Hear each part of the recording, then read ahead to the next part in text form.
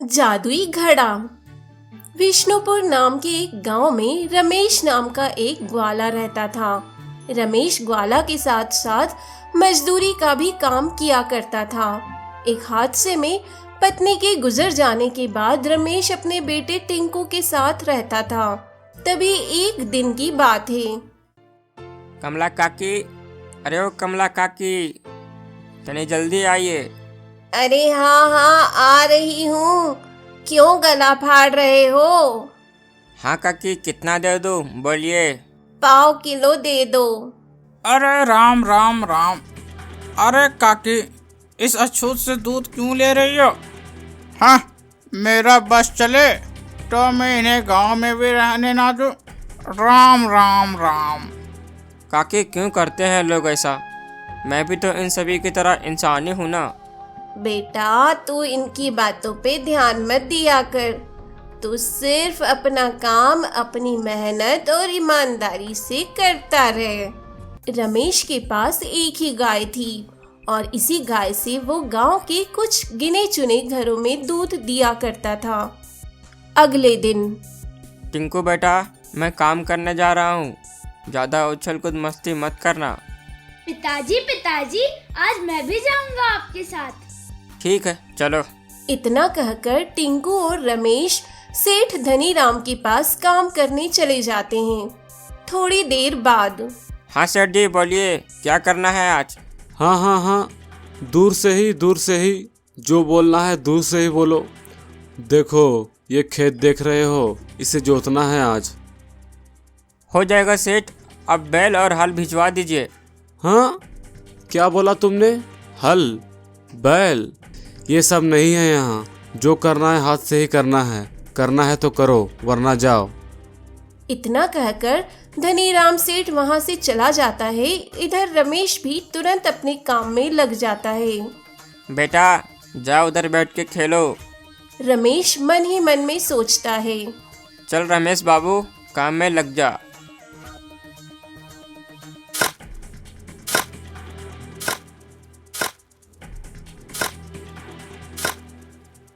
थोड़ी देर बाद फावड़ा चलाते चलाते रमेश बहुत थक जाता है।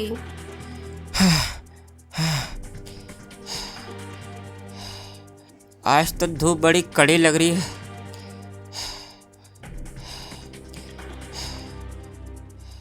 क्या करूं? प्यास भी लगी है। रमेश ये सब सोच ही रहा था, तभी टिंकू आकर कहता है। पिताजी, बहुत प्यास लगी है।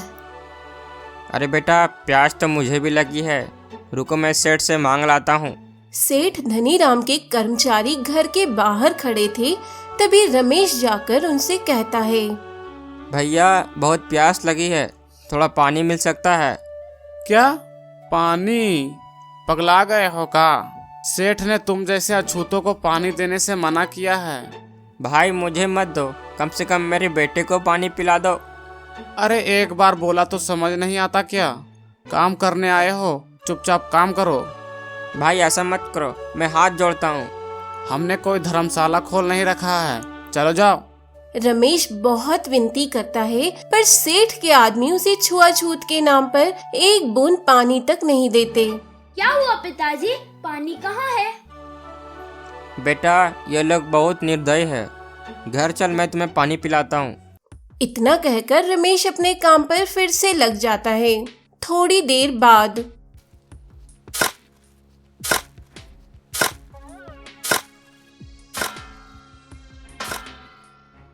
हैं? ये आवाज कैसे? खुदाई करते वक्त रमेश को एक चमकती हुई चीज दिखाई देती है।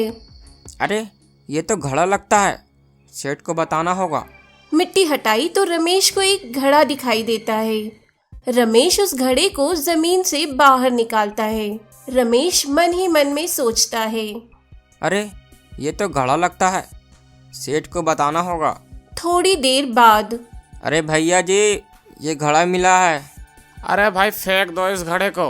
सेठ धनीराम पुराने चीजों का इस्तेमाल नहीं करते हैं। धनीराम ने तो घड़ा लेने से मना कर दिया, पर रमेश इसी घड़े को अपने घर ले जाता है और अच्छे से इस घड़े को धोकर घर में रख देता है।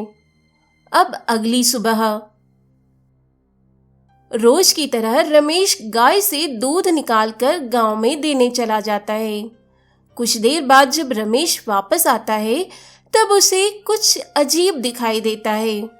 अरे दूध तो मैंने बांट दिया, फिर इस घड़े में दूध कहाँ से आ गया? रमेश घड़े का सारा दूध बर्तन में डाल देता है, लेकिन देखते ही देखते घड़े में दूध फिर से भर जाता है। अरे ये क्या चमत्कार है? इसी तरह रमेश ने अपने तबेले में 100 लीटर दूध भर दिया, पर घड़े से दूध अभी भी खत्म नहीं हुआ। अरे वाह, ये तो जादुई घड़ा है। अब रमेश समझ गया कि यह घड़ा कोई मामूली घड़ा नहीं है, बल्कि एक जादुई घड़ा है। देखते ही देखते अब रमेश जादुई घड़े की मदद से एक धनवान व्यक्ति बन गया। बेटा टिंकू सुनो, चाहे कुछ भी हो जाए पर इस जादुई घड़े के बारे में किसी को पता नहीं चलना चाहिए। जब कुछ दिन बीत गए तब रमेश के धनवान होने की खबर धनीराम सेठ को लगती है। अरे कलुआ, क्या लगता है ये इतना धनवान अचानक कैसे बन गया? मुझे तो लगता है सेठ कौनो लॉटरी वॉटरी लगी है। अरे नहीं रे बुड़बक, लॉटरी वो भी गांव में, बात तो कुछ और ही है।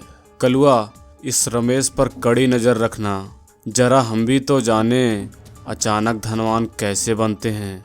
धनीराम सेठ अब रमेश की जासूसी करवाने लगा। अगले दिन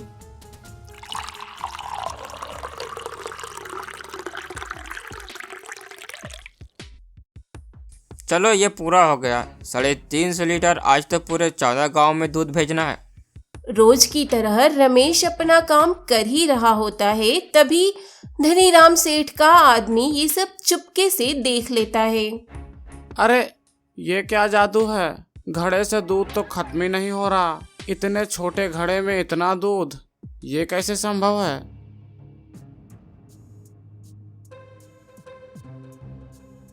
अच्छा, तो अब समझा, ये एक जादुई घड़ा है। सेठ को बताऊंगा तो वो बहुत खुश होंगे और मुझे बड़ा इनाम भी मिलेगा।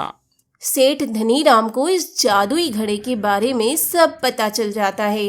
कलुआ, ये ले तेरा इनाम। अगर इससे भी बड़ा इनाम चाहिए तो सुन, जा उस जादुई घड़े को चुरा ला। ठीक है सेठ, हो जाएगा, बस आप इनाम तैयार रखिएगा। रात में कलुआ जादुई घड़े को रमेश के घर से चुरा लेता है। सुबह होते ही रमेश अपना घड़ा गायब देख बहुत परेशान हो जाता है। टिंकू बेटा, तुमने घड़ा देखा है? नहीं पिताजी, मैंने नहीं देखा। अरे तो फिर कहाँ चला गया? घड़ा किसी ने चोरी तो नहीं कर लिया? हे भगवान। इधर धनीराम सेठ, कलुआ, आज मैं बहुत खुश हूँ, मांगो क्या मांगते हो? अरे सेठ, लेना देना तो अपना होता रहेगा, पहले जादू देखते हैं। ठीक है चलो। मटका टेढ़ा करके धनीराम सेठ को कुछ नहीं मिलता है। सेठ, जादू क्यों नहीं हो रहा? अरे कलुआ, कहीं तुम कोई और दूसरा मटका तो नहीं उठा लाए?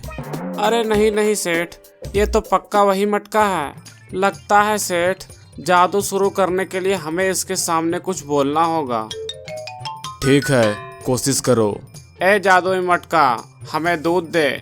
हाँ, ये तो अभी भी नहीं आया। काफी कोशिश करने पर भी जादुई मटका जैसे का तैसा ही रहता है।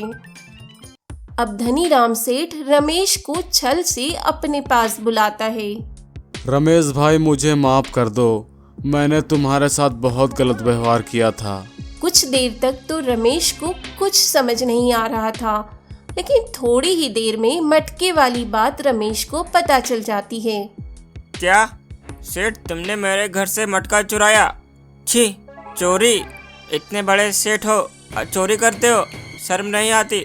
अरे रमेश भाई, जो हो गया उसे भूल जाओ और अब बता दो ये जादुई मटका कैसे चलेगा। सेठ और रमेश के बीच जोरदार बहस चलती है। थोड़ी ही देर में वहाँ पे एक तेज रोशनी निकलती है। रोशनी के बीच से एक बाबा प्रकट होते हैं। थोड़ी ही देर में बाबा उस जादुई घड़े के साथ कहीं गायब हो जाते हैं। कौन थे वह बाबा, अचानक कहाँ गायब हो गए। जानने के लिए पार्ट 2 का इंतजार करें।